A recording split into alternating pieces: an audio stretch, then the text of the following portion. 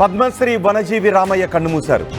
ఆయన తెల్లవారుజామున గుండెపోటుతో మరణించారు. ఆయనకు గుండెపోటు రావడంతో హుటాహుటిన ఖమ్మం ఆసుపత్రికి తరలించారు. డాక్టర్లు ట్రీట్మెంట్ చేస్తూ ఉండగానే ఆయన తుది శ్వాస విడిచారు. వనజీవి రామయ్య ఆయన ఊరు ఖమ్మం రూరల్ మండలం రెడ్డిపల్లి.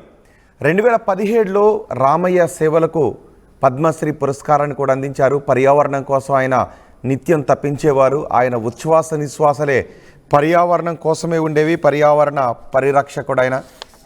ఎక్కడ చూసినా మొక్కలు పెంచాలి, పర్యావరణాన్ని కాపాడాలి అంటే మొక్కల ఆవశ్యకత ఎంత ఉంది అంటూ ఆయన చాటి చెప్పేవారు. ఆయన బైక్పై చిన్న మోపెడ్పై ఆయన తిరుగుతూ వృక్షో రక్షతే రక్షిత అంటూ ఆయన మెడలో కూడా ఒక బోర్డు వేసుకొని ఆయన తలకి హెల్మెట్లా వృక్షో రక్షతే రక్షిత అనే బోర్డును తగిలించుకొని మెడలో తగిలించుకొని బైక్ పైన వెళుతూ మొక్కలను సంచిలో పెట్టుకొని వెళుతూ ఆయన చేసిన సేవకు ఆయనకు పద్మశ్రీ కూడా వరించింది. ఆయన ఇప్పుడు కన్ను మూశారు. అందుకే ప్రకృతి మొత్తం ఇప్పుడు కన్నీరు పెట్టుకుంటోంది.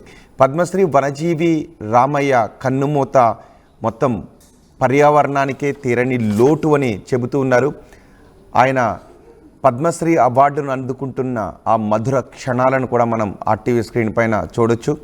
తెల్లవారుజామున ఆయనకు గుండెపోటు రావడంతో హుటాహుటిన ఖమ్మం ఆసుపత్రికి తరలించారు.